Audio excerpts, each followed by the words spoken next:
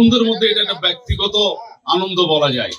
এই গ্রামের এই সুন্দর পরিবেশে যে আনন্দটা হলে এটা ব্যতিক্রম ধর্মী আনন্দ, ঠিক আছে।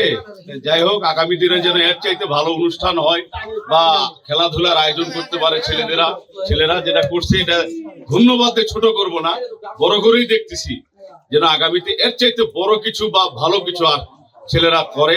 এই জন্য তাদেরকে ধন্যবাদ দিয়ে ছোট না করে তাদেরকে অসংখ্য ভালোবাসা এবং স্নেহ দিয়ে তাদেরকে যেন হেল্প করতে পারি আগামী দিনে। আগামী দিনে যদি আমাকে ব্যক্তিগত হেল্পও করতে হয় আমি করবো এই খেলাধুলার জন্য।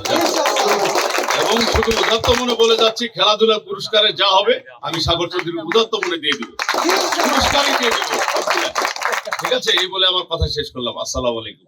নারী এবং বৃদ্ধদের ঈদের আনন্দ আমাদের ভাগাভাগি করার ক্ষেত্রে আজকের এই আয়োজন জানি না কতখানি সফল হয়েছি, তবে সর্বোচ্চ চেষ্টা করেছি এবং ভবিষ্যতে আরো সর্বোচ্চ চেষ্টা থাকবে ভালো কিছু করার। ধন্যবাদ সবাইকে।